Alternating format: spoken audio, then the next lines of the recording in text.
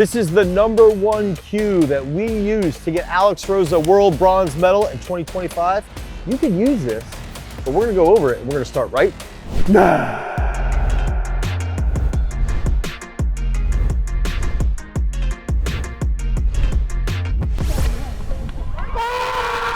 Okay, so in between qualifying and the final, Alex qualified and we did a technical analysis. We looked at his different angles of his throw, and we were looking for specific things in his throw. Okay, so I wanted to see what Alex looked like as he was coming out of the back of the circle here. And Alex does a good job of typically staying on balance on that left foot. Now, in the video, we could see from qualifying that he was tending to fall in a little bit here, and he was leading a bit much with his chest entering the circle. Okay, so he sort of led a bit much here. His left foot could have opened a little bit more. And then when his right was grounding, he had almost like a little bit of a hiccup to the right grounding, and he was holding the left arm really, really high. Okay, so he had a really high hand here, and his high point was slightly lower here. And then what was ended up happening is when the left was coming down, it ended up being a little bit deeper, and he was shifting slightly.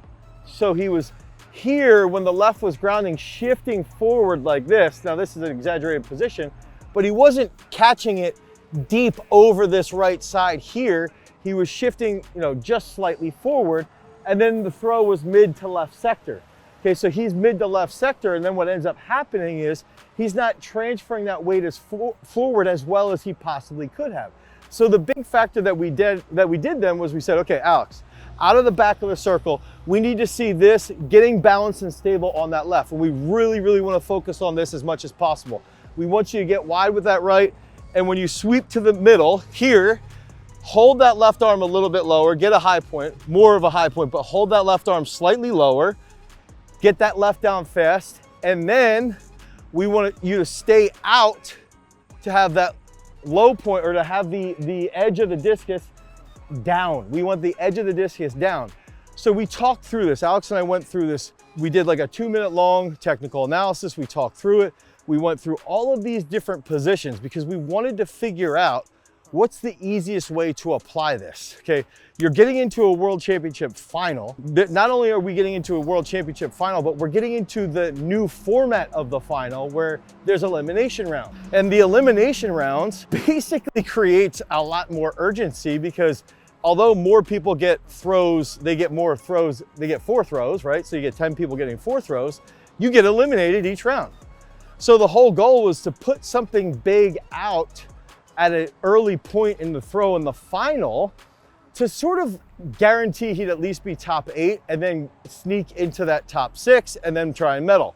That was the whole point of what we were trying to do. Hey guys, real quick, we're breaking from that specific cue for Alex. We have a throws seminar, the US Throws Seminar, Throws Conference here at Garage Strength / Throws University in November. You guys can click that link in the description, head over to throwsuniversity.com. Coaches, athletes, come out here.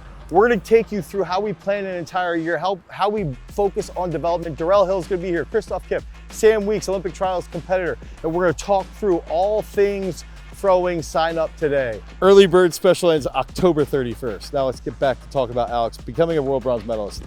So as we're situated, we're going through this whole position, we just kept thinking like, okay, we wanna see this balance point here, more of the chest here, okay? And this is the takeaway that I think a lot of you guys can think through is like, we want the chest here more, less chest here, okay? We want the right leg wider here, less falling in here, okay? When the right comes down, we want high point up the right sector and the left arm slightly lower. This helps us stay over the inside of that right foot instead of shifting past the inside and going to the outside of that right foot and shifting here.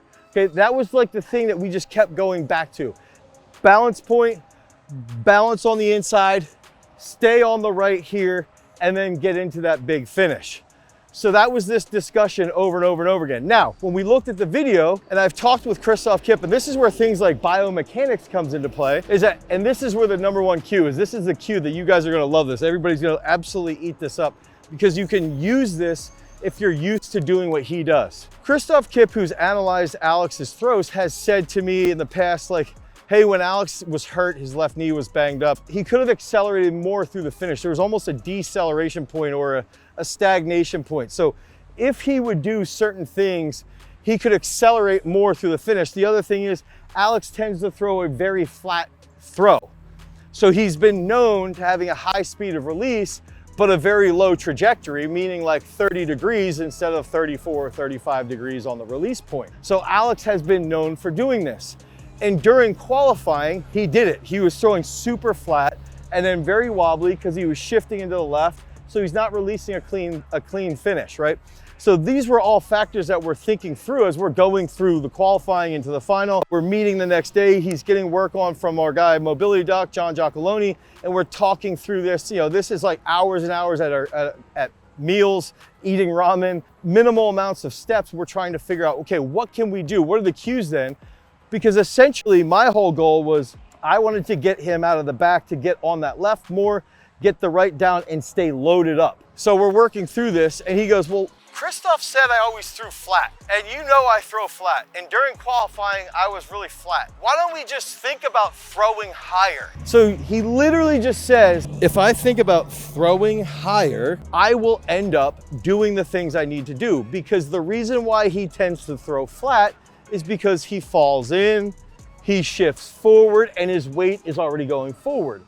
If he's balanced out on his left, and he's on the inside of his right foot in the middle here, and he has that early high point up the right sector, and he's holding a better position with his left side, and he thinks about staying with the hand out here with a big separation between the hand and the hip here, and lifting on the finish so that the edge stays down, lifting out this way so the edge stays down. That will enable the edge to stay down. He won't be shifting into the left, but it goes back to the cue of just trying to throw higher.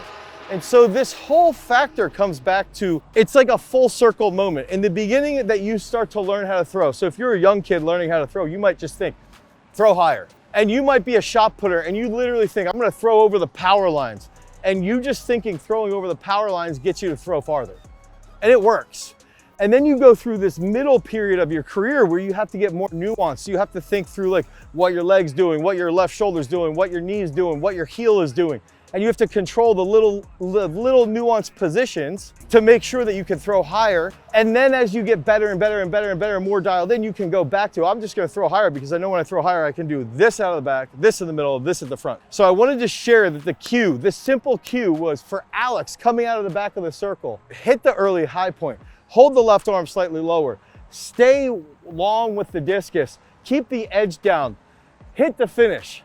But it all happened from that one simple cue of just trying to throw the freaking discus higher, okay? And if we threw that discus higher, we knew we would put the stomp on the entire field except for Stahl and Alekna, who ended up being, you know, the world record holder and the greatest of all time. So the two guys that beat Alex are the world record holder in Alekna and arguably the greatest discus thrower of all time in Daniel Stahl. So I wanted to share that story with you. I wanted to go through all that. And I think that anybody can take something away from this. Coach, keep it simple. Go back and forth, have good dialogue. More experienced thrower if you're watching this. Also think about how you can transfer the complex thoughts that you've already developed into that simple executable task. And then the young athletes go back to just executing something simple and just get those reps in from a simple cue. If you guys need help with your programming, head over to throwsuniversity.com. Pick up your programming today, try to become a better athlete, hit that high point, make sure that you throw higher so that you can drop some bombs. Peace.